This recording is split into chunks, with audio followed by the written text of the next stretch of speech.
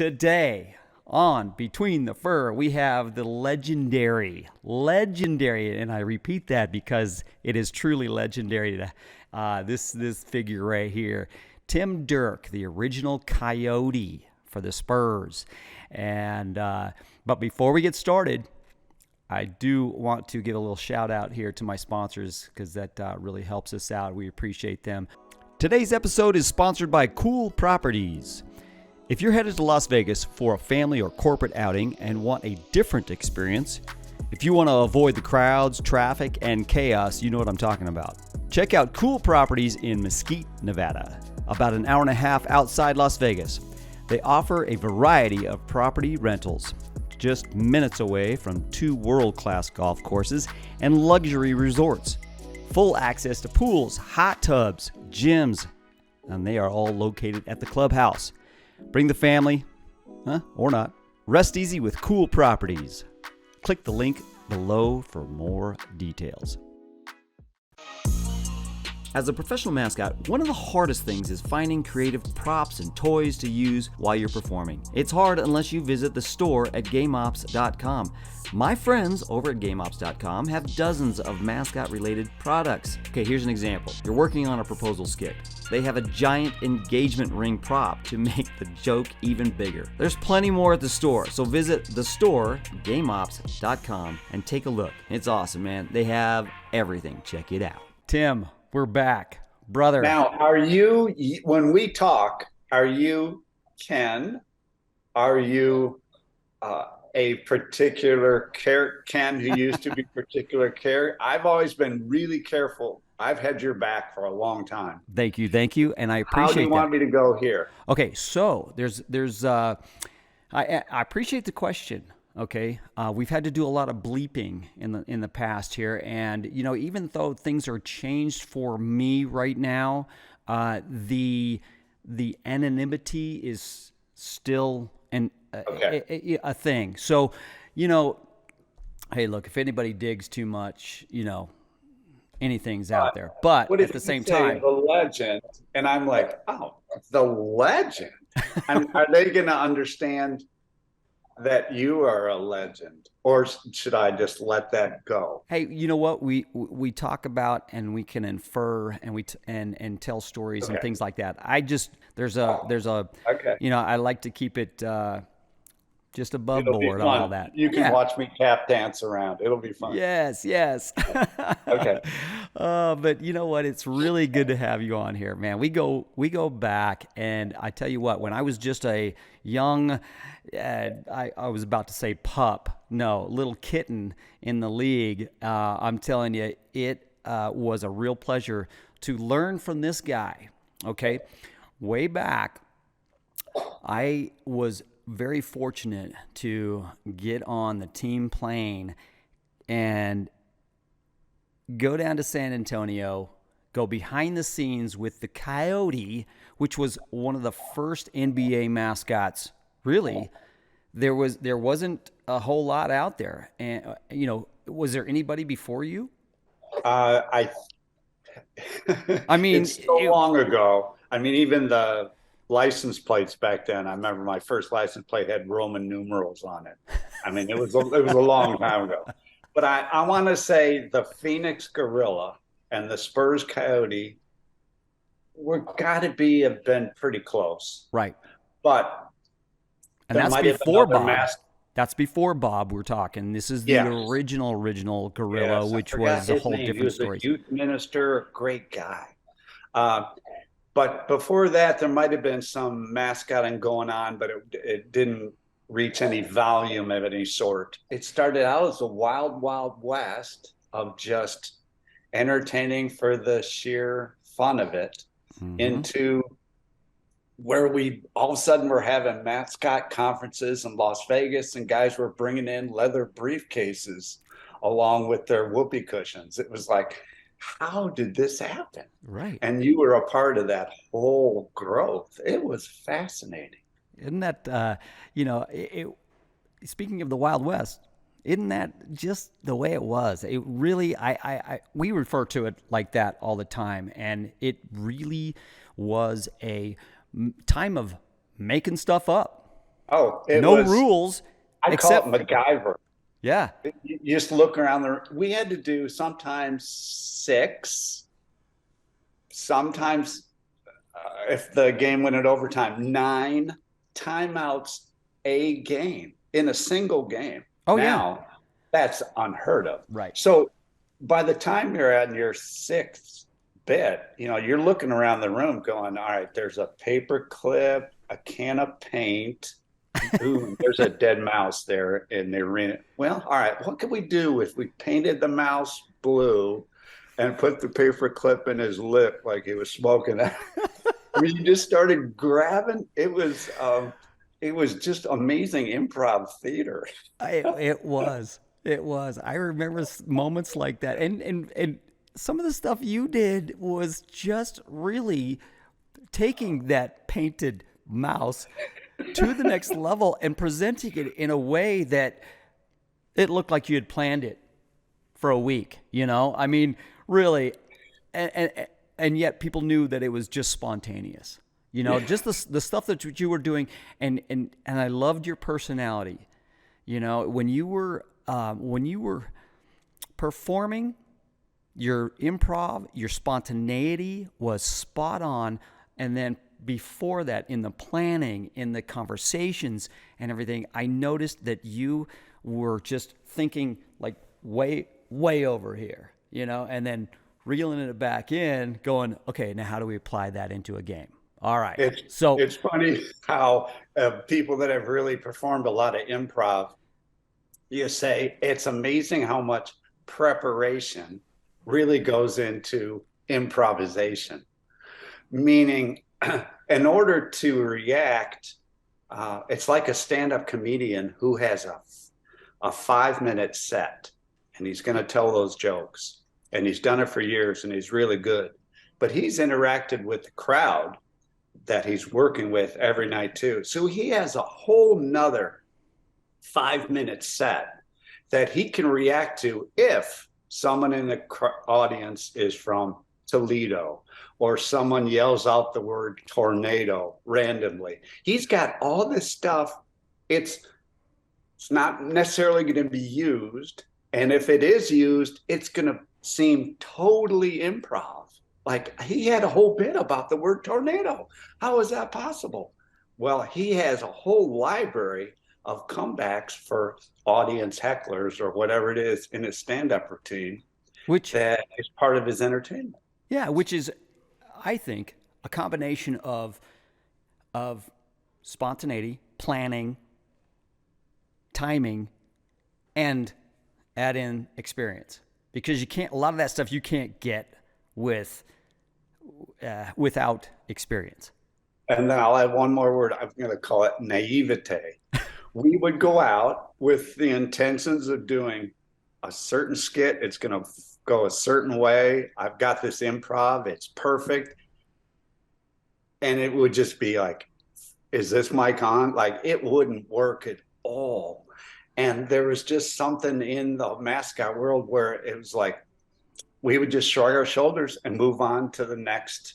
If we weren't going to paint the mouse, then we found a raccoon in a trash can and put spray in his hair and made him look pretty with lashes. I mean, we just kept going and going and going. Yeah. And eventually, if you do like you said with experience, is you end up sort of entertaining. You're not worried about entertaining the crowd so much as you just entertaining yourself. So inside the suit or whatever, you're thinking, well, I think this is funny. I'm enjoying it. And then that's the real beauty of it, is because I always tell their mascots when I do consulting now, is that if you have fun, they'll have fun. Meaning if you enjoy yourself in the costume, trust me, the crowd will feel it. They can smell it. We'll all end up having fun, but you got to have fun first. That resonates with me so much. I'm telling my sons that constantly. Have fun. People that I consult, you're dead on. If you're having fun, most like people, it's like laughing. Yeah, it's contagious. It's contagious. I'll tell you one time though, I was having fun, and it was crickets. I went out there and I thought, you know what? It would be so funny to bring out this Nerf bow and arrow. It was a bow and arrow, you know. And I brought out a contestant that I was going to shoot the apple off their head, and I kind of stood them next to the referee, just on happenstance, That's the makings of great. Yeah. Yeah, and I'm like, okay, pull it back. I'm going to hit the apple off the contestant here, or the fan, or whoever it was. And every time I'd pull it, I'd pull it to the side there, and I'd get the referee right in the chest. Isn't that I'm something? like, oh, I'm sorry. Yeah, sorry. Let me try that again. Okay, I was dying inside because I'm shooting this referee. That went over like a lead balloon. That's another interesting twist too. It would be the same with the stand-up comedian too. Is the bit that worked one night in one city, the next night, all of a sudden, it's like nothing. And the crowd is different at the basketball game, for example, where we were entertaining. There was different local news that had just occurred that might affect the flavor of what you're doing. From an Isaac Newton skit in your head was a shooting skit when that was inappropriate because of what you didn't even know. You were at the arena and something happened at 5 o'clock on the news. So that's a little like too soon. And it's like, oh, I didn't know. That's why it's a wild, wild west, because we had to take so many chances to do so many bits that eventually you were going to mock some woman who's pregnant and about to have a baby and then find out she wasn't pregnant at all. That's just like the worst. And you think, how could that happen? That happens when you're doing 6 bits a night for 10 years. Yeah. You're not going to bet 1,000. No. So you just try to limit not necessarily the number of mistakes, but the magnitude of the mistakes that you make. That's right. The magnitude is, boy, sometimes can really come back and bite you. As we matured in the mascot industry, that also, you were witness to this, the amazing phenomenon and growth of what we would call a plant. Yeah. There are so many skits out there, so many bits, so many marriage proposals that went awry. I put quotes around the word awry. And so many unbelievably spontaneous things that happened that were not spontaneous at all, and were either body doubles or complete plants in the crowd. That in the beginning, the crowd wasn't as learned as they are now. As privy. Yeah, they would just fall for everything. You could plant people everywhere. Yeah. Oh, yeah. Now everybody's questioning. You got to be really on point if you're gonna use a fan. Doing some game up in Antarctica or somewhere. No, it's actually Rockford, Illinois, but it might as well be Antarctica. Same thing in the middle of the winter. 11, yeah, it's 11 below zero.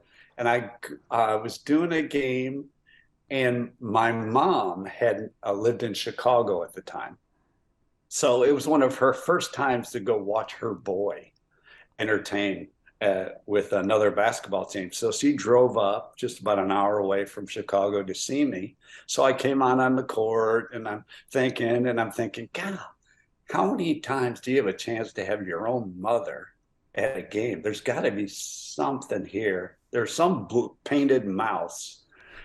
Something that I could do with my mom. Yeah, but I just continued doing my Rolodex of bits, just like a stand-up comedian. And then I looked over at my mom, and she's always considered herself a little bit of a princess.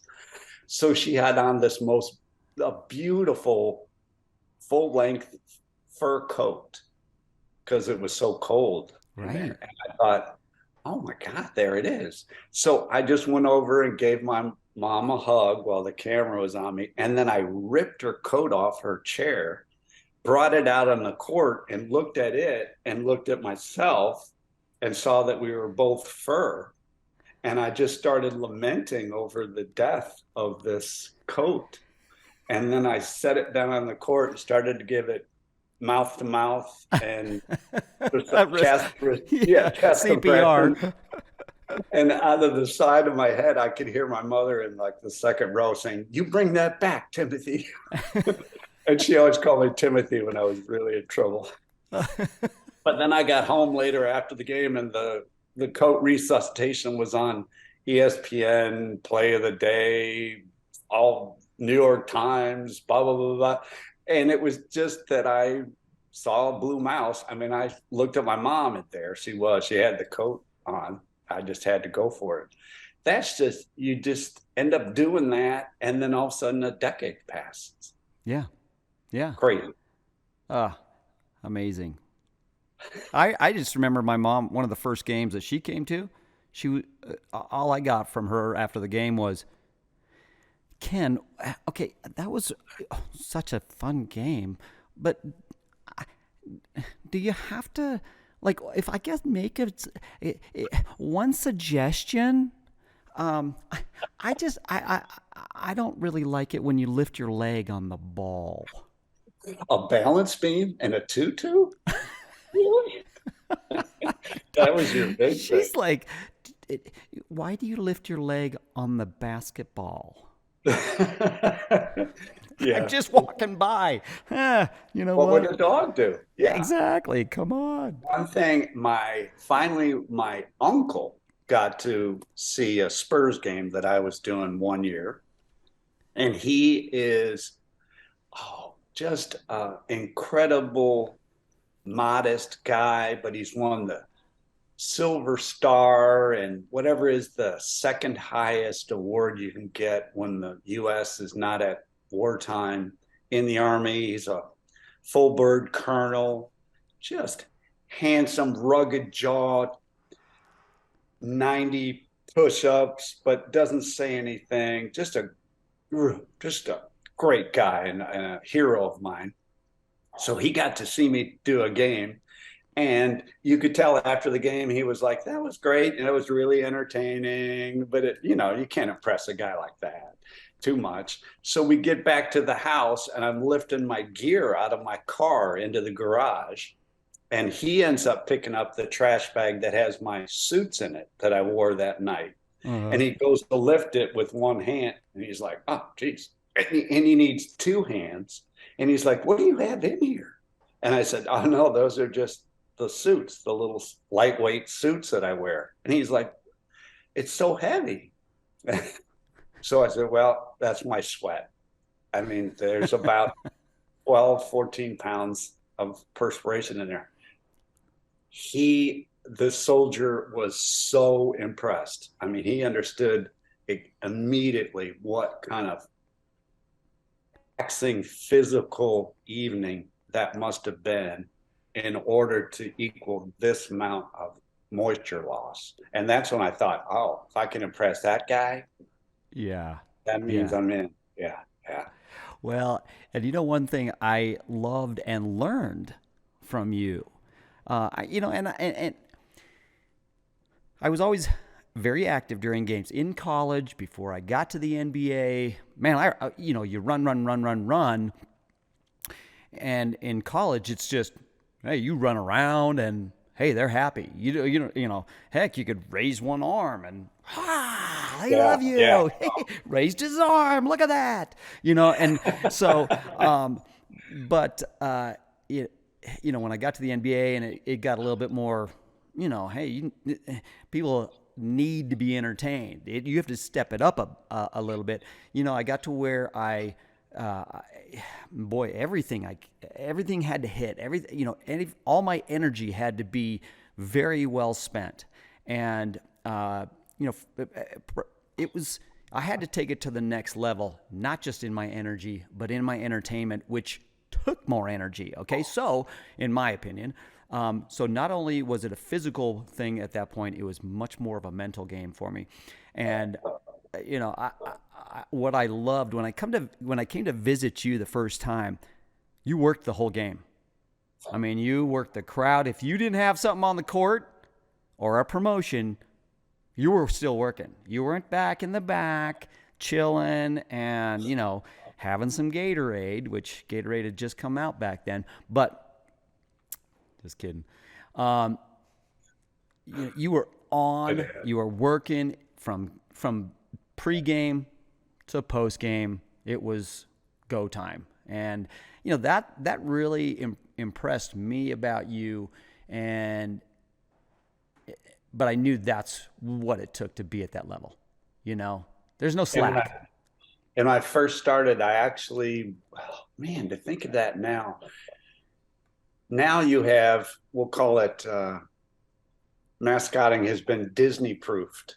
It's 20 minutes in costume, 20 minutes out maximum. There's no hour and a half parades at the Poteet Strawberry Festival when it's over 100 anymore like we did. Right.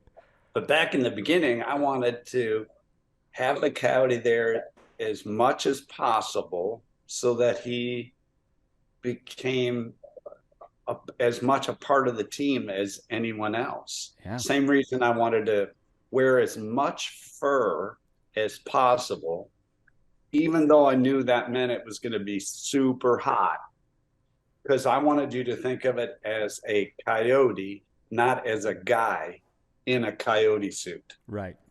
So I would go out oftentimes, like you said, before the games, dress up as Julia Coyote, which is Julia Child. And I would just hand out chocolate chip cookies to the people as they came in, dressed in an apron and going in my head, going, making a Julia Child sound in my head.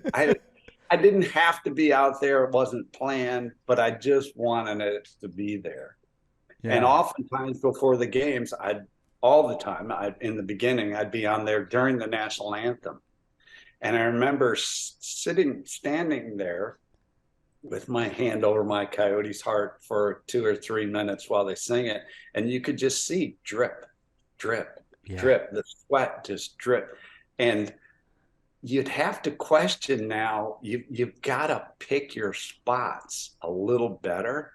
But we didn't either know enough then, or we were prepared to take the physical price in order to make this a more serious part of the entertainment scene. Yeah.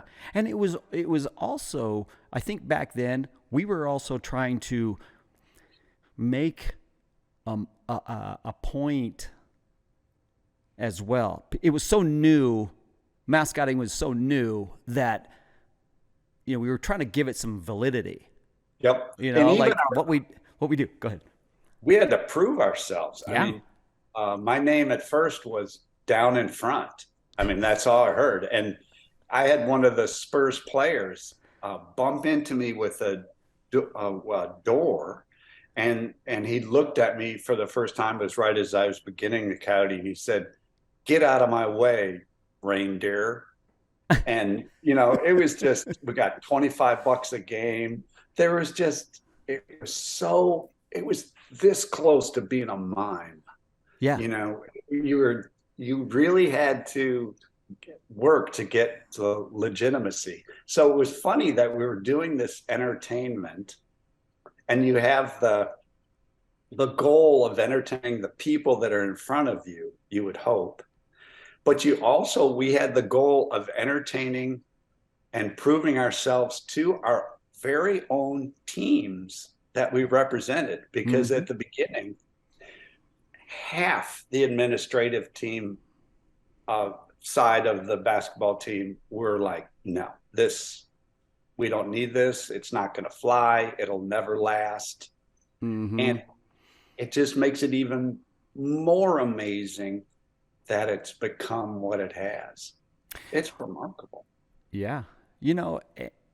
I'll tell you something I've experienced, and I wasn't going to get into this, but it really makes me think, internationally, it's still kind of the Wild West. So this summer I've been very fortunate enough to travel with Scott Hessington, who's been working a lot of, these international venues and organizations, and it's really kind of been it's been a lot of fun to step back in time, so to speak, and they're kind of like, so for example, the European Gymnastic Federation, okay, they the top guy bought in on it, and so we go into these venues, and the people that actually are over the arena or over the venue itself are like, no, you can't climb on that. No, you can't do that. You can't do this, can't do that.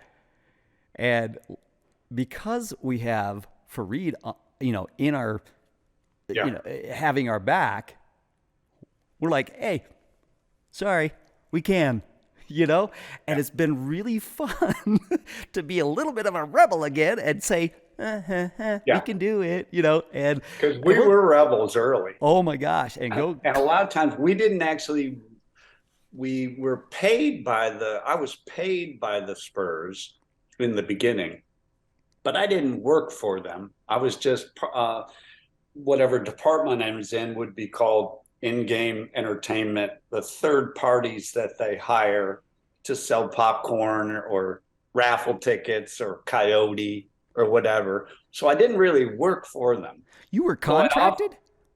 Not in the beginning. You were no. I mean, you were like a contracted, outside. Beginning, I was like a ninja performer. Yeah, they just brought me in to do my thing. It was great because they'd often ask me to, as it progressed and matured, they'd say, we want you to sit in on a pregame meeting or whatever. And they'd give me a syllabus and I would look at it. Now I'm used to painting a mouse with a paper clip. I mean, I'm used to doing my own thing at this point. So I'm looking at their syllabus going, no, not likely. I'm not sure I'd enjoy that too much. Just thinking to myself that they think this is how the game's going to go. And it could be drastically different.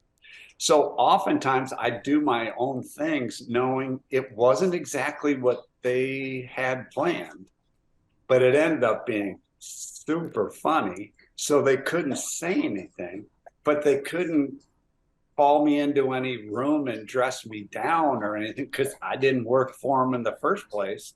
And they knew I could just say at $25 a game, I would say, if you want to get somebody else. Yeah. Yeah. be my guess.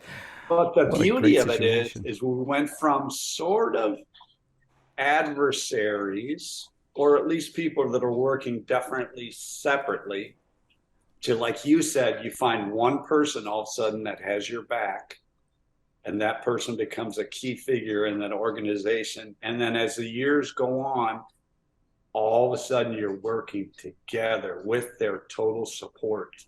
And that's just a freedom that you have to earn. I hope people listen to that. If you didn't catch that, really rewind, because that is so important. And I've talked with several people lately about that, and a lot of new guys, a lot of up and comers, I guess, are impatient with that. And they want the respect. They want the cohesive, work together thing now. And, and sometimes you don't have anybody in your corner. Sometimes it is an uphill battle, and you got no one there. You've got a position, And that brings up another great point, which you had a lot of experience with, is early on, we've talked about how we've learned to improvise very quickly and could make a significant impact on our quick-wittedness after a while. But we also had to learn that with this, we'll call it stand-up comedy that we're doing, or improvisational theater, there's a time and a place. So, for example, you could do that one bit you did with the bow and arrow that didn't go anywhere. If you'd have done that a couple quarters later, after Kiss Me Cam, when all of a sudden, instead of Isaac Newton, they were thinking about Cupid, and then you had the bow, it might have played a little better. Timing is really important. So Or the if that mascot, referee had made some bad calls and yes. you just Oh, happened to yeah. be like, whoops, Yeah. Yeah. whoops.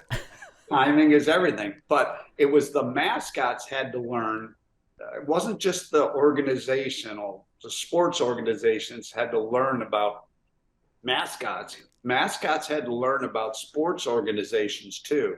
And if there's a big promotion going on the court that's sponsored by the largest grocery store chain in the region, and it's up there on the Jumbotron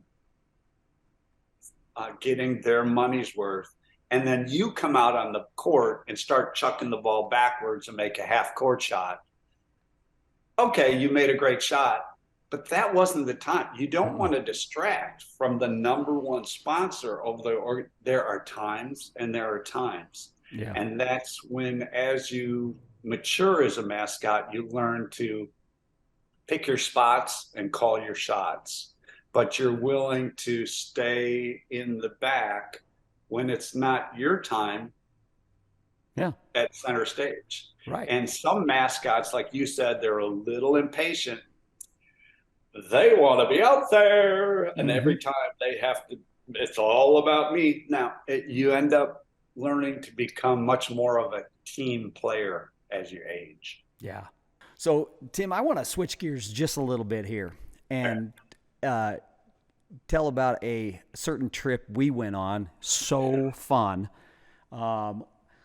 You took several trips south of the border there just because you're right there. And I remember one of them in particular. And I learned a few lessons from you traveling south of the border. First and foremost, get your money now. Get your cash now. When you get off the plane, get your cash in cash. And then once you get to the hotel, find a really good place to hide it. That was one. And then I remember walking into a indoor bullfighting arena with you. We found a dressing room. It felt like a cave, like they had just built it into the side of a mountain or something.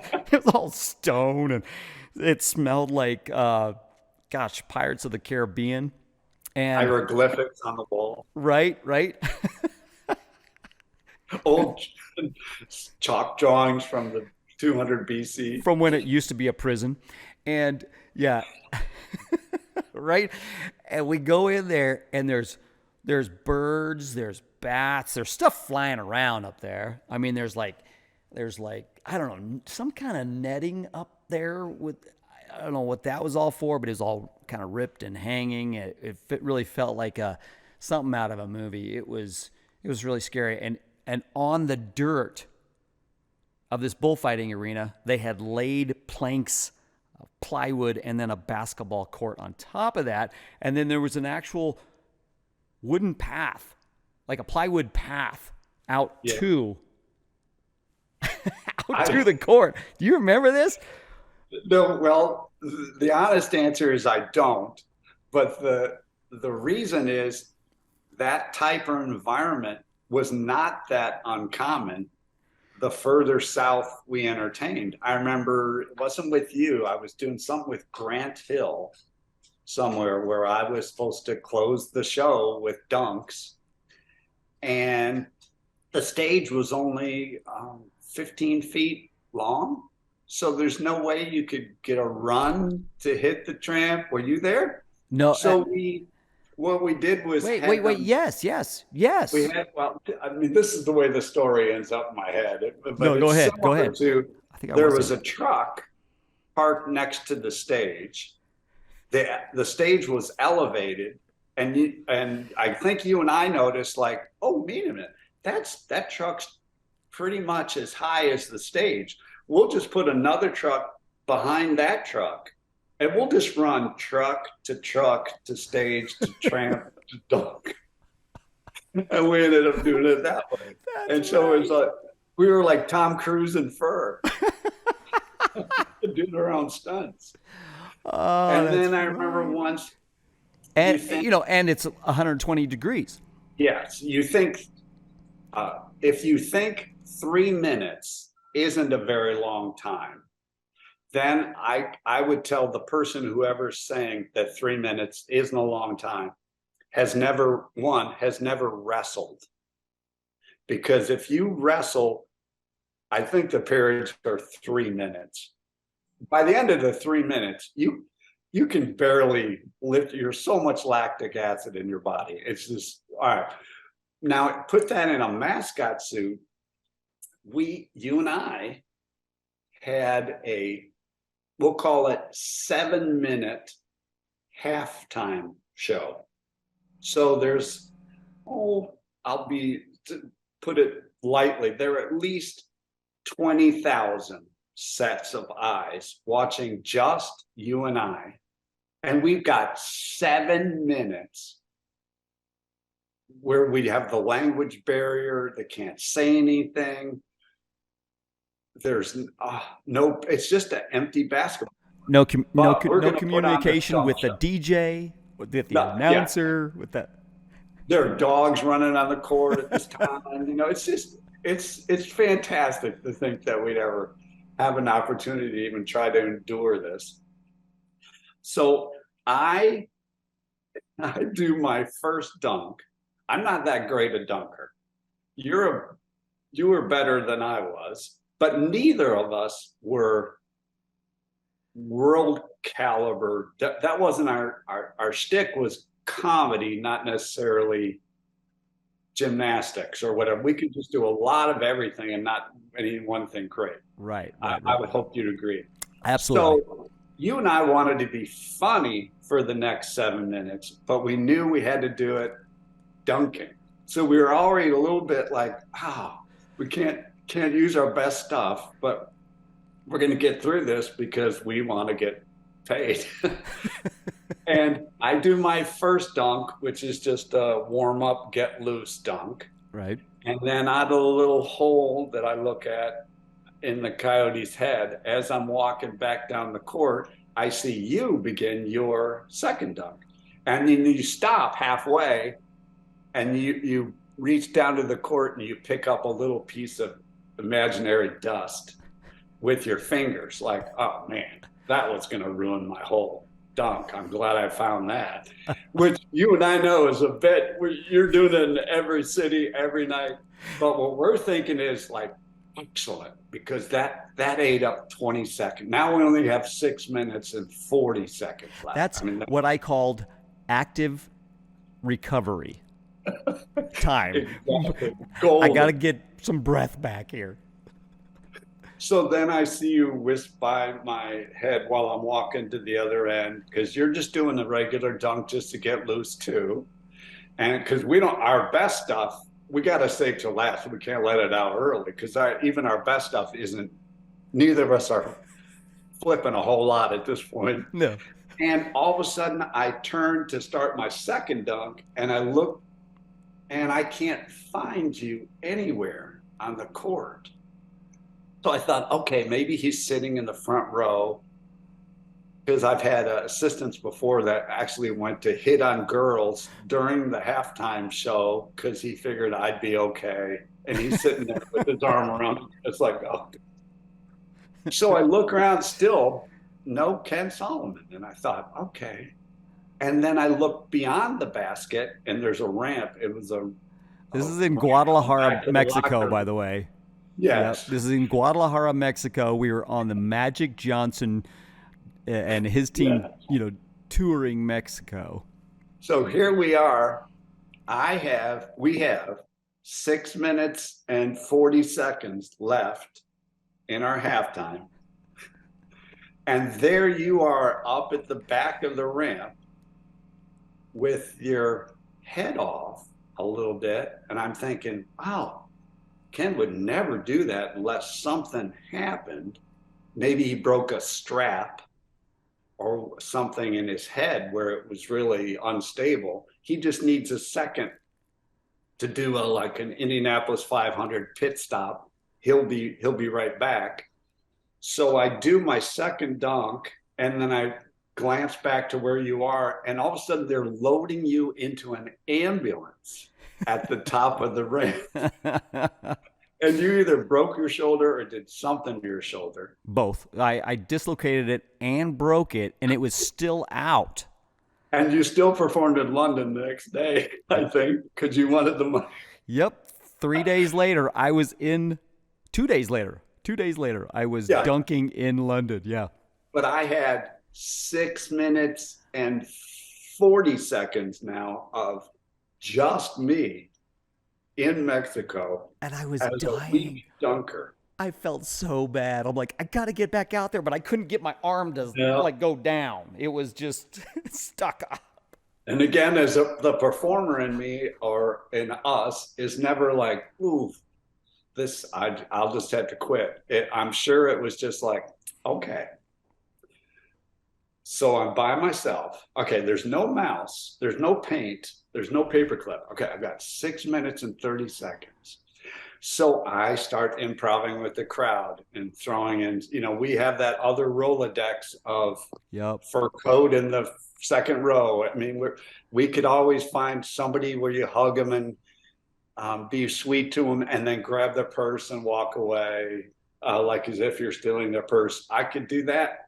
I had 6 minutes and 40 seconds of material, but man, if I hadn't, they'd have been throwing coins real quick. Oh yeah, man. I'm sorry about your shoulder though. Oh, that was a rough. Just landed wrong. So on that one, I run down there. I'm gonna do just a simple reverse. But you remember that I think we were traveling. Yeah, I think we had brought our own trampoline, but they were providing the mats. So I go off our trampoline and do a reverse. And and I felt good. I was like, yeah, I got this. As I grabbed the rim, somehow I dislocated my left shoulder. As I'm swinging down, trying to hang on, I knew something was wrong with my shoulder, but I can't really hang on. So as I'm coming down, I had to let go at one point, so I'm reaching with my toe, both of my toes for that mat. Yeah. Well, my right one catches, my right toe catches, but my left one swings way back. So all of a sudden, I'm going down into the splits. So as I impact into this small mat that they had, I mean, the thing was had max 4 inches. I mean, we shouldn't have even been dunking with a mat like that. But Wild West, man, you just do it. You just go.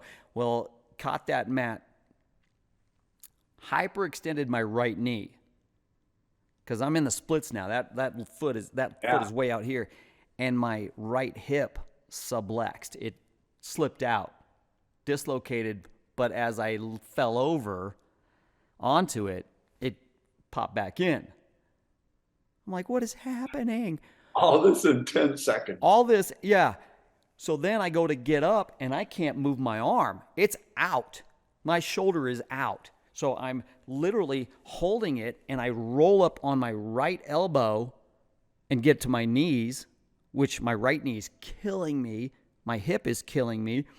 And I'm like, I have got to escape. That's when I just turned, and I'm like, oh, started heading up that long tunnel. And everybody's like, where is he going? Yeah, is this part of the bit? Is this it? And as I'm holding my arm out in front of me, running up this ramp and everything, get up there. And luckily, Magic Johnson's, well, not luckily, because it doesn't even matter. She couldn't do anything. Both his trainer and his massage therapist were there. And they laid me on a table as they're calling the ambulance. Somebody else is calling an ambulance. They're laying me on a table trying to pull on my arm and get it to go back in the socket. They couldn't do it. So when the ambulance showed up, it was about the end of your routine out there. I'm going into the back of this box truck. It was not an ambulance. It was a box truck that they called an ambulance with a wooden bench on the side. Yeah, the ambulance was spray painted on the side of it, I'm sure. And there was a wooden bench in the back, and I laid on this wooden bench.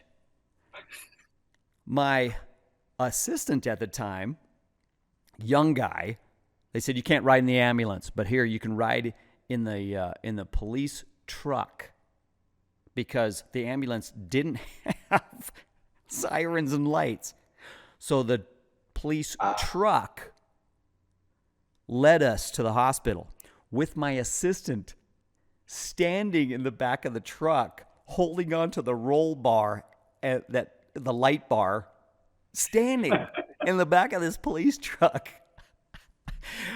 Yeah. And we could tell 15 stories, not unlike that one, of all equal magnitude, and they would all involve entertaining where there's a language barrier or you can't get the props that you need, and the facilities are a little less than perfect. Making stuff But up. I would argue, as much turmoil and as physical pain as you felt in that one dunk, I felt the equal amount of pain having to do the next 6 minutes and 40 seconds myself. I felt so bad.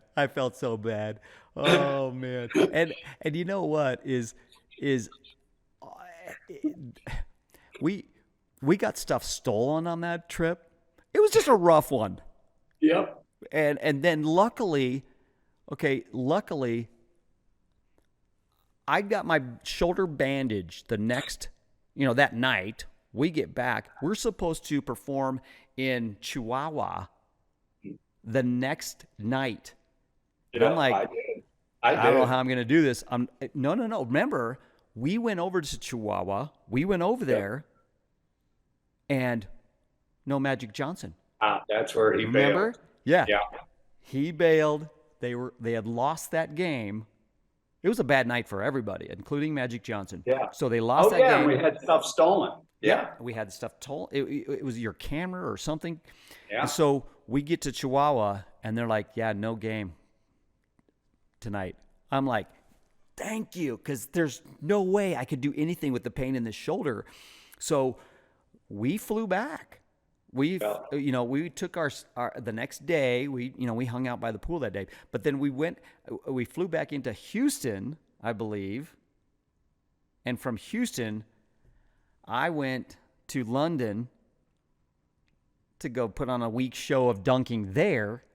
And I wrapped that shoulder up, and luckily I was right-handed. So I could hold the ball in front of me with both hands, but then I would go up, take that, and over. Oh, I could even do a between the legs dunk. So I could go off, pass it underneath my leg, and dunk with my right. Yes. But, they told me that I didn't break it in Guadalajara. They said, oh, yeah, it's fine. It'll just heal. It's some ligaments or whatever. No, I get home. I go to my doctor, and he's like, oh, my gosh, come on. Your ligament pulled bone off. It's broken. There's pieces in there. You're all messed up. I'm like, how did they miss this? You were in Guadalajara, right? Okay. So, yeah.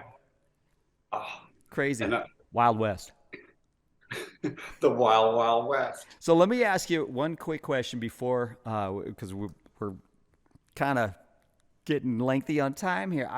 But this is so great. I love catching up like this. But I got to ask you this question. Okay. So you've got highlight tapes galore. If you had to pick out something out of that highlight video, going back in time. A lot of them that are just entertaining and went over so well that you want to almost have that little bit of video on your tombstone, or just an example of your work, that kind of thing. Back in the early days, you weren't allowed to mess with the referees at all. You just weren't supposed to go there. Yep. Well, I came up with, I don't know if you ever knew, I came up with a 14-inch by 18-inch piece of foam core and had a little picture of the Coyote with a ref on it. Mm-hmm. And I took the foam core. Remember, you're not supposed to interact with the refs, Right. but I don't work for the Spurs at this point. Or if I do, I haven't been for very long. I took this piece of foam core back into the referee's dressing room before each game, because you're not even supposed to know who the refs are on a particular night, because you don't want any kind of betting. Right. Who's calling who and that. But I would just go back there and I would get the refs' autographs before the game and just told them that I was collecting. I wanted to get an autograph from every ref in the league. I did not care about getting the referee's signatures, although I still have them downstairs in my basement. I will pick but I just wanted to meet the guys before the game, have them get to meet me, and start a little rapport. Because by the third time you went back there to get their autograph, you were saying, "Hey, how's Betty? How's your wife? How's you doing? You know, did you get moved in? And how's your hamstring?" And we just developed relationships. Then all of a sudden, the Coyote, could do stuff with NBA refs. I mean, the NBA didn't want me to, the Spurs didn't want me to, but the refs were like, "Hey, by the way, before you leave, if you need anything tonight or you need me to do anything," and then I'd say, "Oh, well, if you want to, you could just make sure you're standing right here during the second timeout of the first quarter." And then I would just take care of it. But then gradually I'd ask them more and more and more. Right. And pretty soon we were interacting because they trusted me and they knew I wouldn't kick them when they're down, that kind of thing. So there was a ref, Dick Bavetta, who was a friend of mine, and by that point with all the autographs, and Rocky had just come out, the movie, and I had these huge big boxing gloves that said, one said go and one said Spurs. So it was go, Spurs, go. You could just go, Spurs, go. You could do that forever and ever. And so I thought, okay, I asked Dick Bavetta before the game. He said, "Can I do anything for you?" And I was like, "Oh, as a matter of fact, tonight you can. There's this movie come out called Rocky. I'd just like you to go over to the press table during the timeout, during the second timeout, just stand there and put your hands behind your back." And he was like, "Okay, for you, Tim, I'll do it." And I said, "My assistant's going to just tie a boxing glove onto your right hand." And it was just a little flimsy plastic, no padding, flimsy plastic Toys R Us boxing glove. Mm-hmm. And I said, "Dick, I'm going to come over to you and give you the business. Like, I'm all tough guy with these big gloves. And then you don't do anything. Just stand there stoically. And then when I brush you off with my gloves and make this motion, just brushing you off, I want you to hit me just hit me as hard as you possibly can." And he's like, "Yeah, how hard as I can?" "Yes, just because I'm all fur with the cut of his head. And I've already rehearsed whipping my head to the side and flying my body. It's going to be golden." And you're thinking, he's probably right-handed, so he's going to come at me. I've got the angle down and everything. Yep. So I give him the business. He's acting stoic. The crowd's really getting into it. I brush him off a little bit. And then his face turned into the meanest Chuck Norris face you've ever seen. And he did the straightest right jab. He didn't do the roundhouse punch that I was expecting. He did a straight jab right into the Coyotes, where the Coyote looks out with his eyes, which is just a little piece of neoprene plastic. Yeah.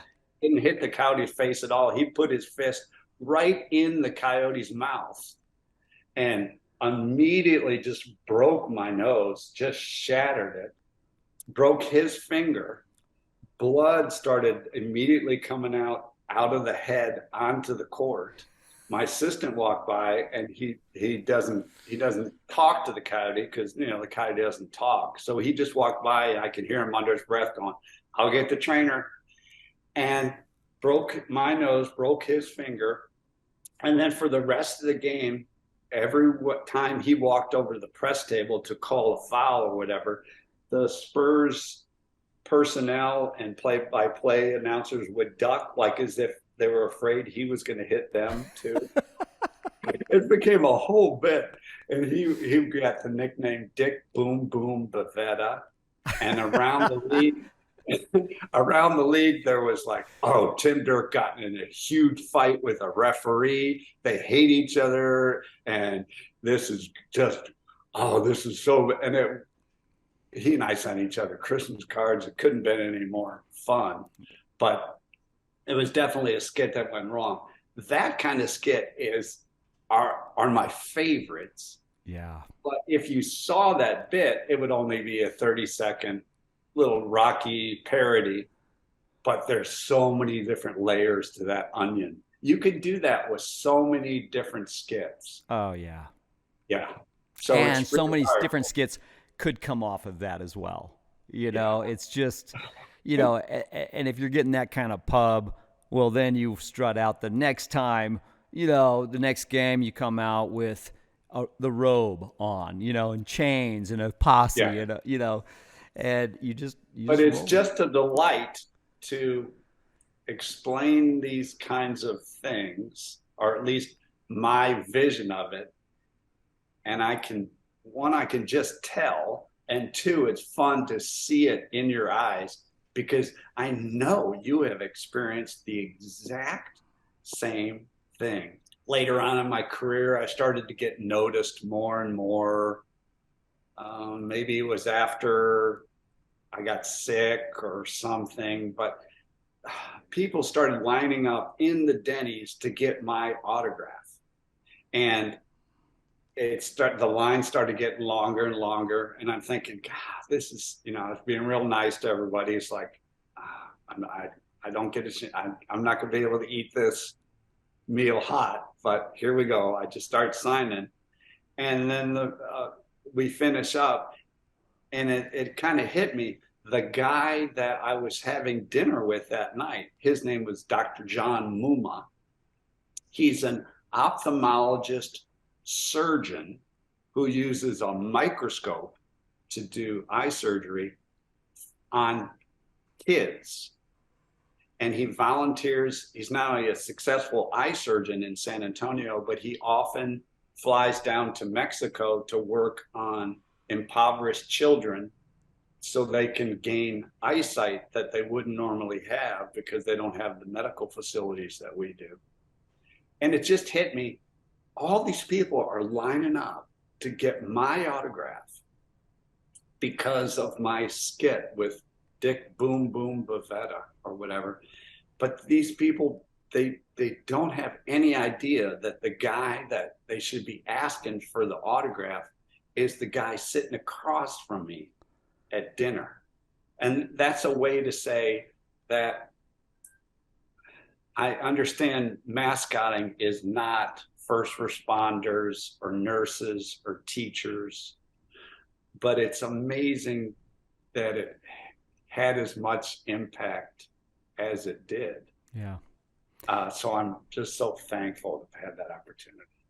Well, you're a good man, and I tell you, your talent and your outlook on life and your approach to things is really inspiring. You do public speaking. You're also still with the Spurs. And, if you go to a Spurs game, you know that Tim's behind the scenes now. And, so, that the fact that you're still involved and, I think it's such a blessing for the Spurs and as well as that community down there. Well, we had fun, didn't we? Oh, man, we had so much fun. We were kind of like just artists that appreciated hanging around other artists. Yeah. And I just want you to know that you definitely are an artist. Well, I appreciate that. Hey, we'll wrap this up. Thanks for listening, everybody. All right, y'all take care. It was awesome.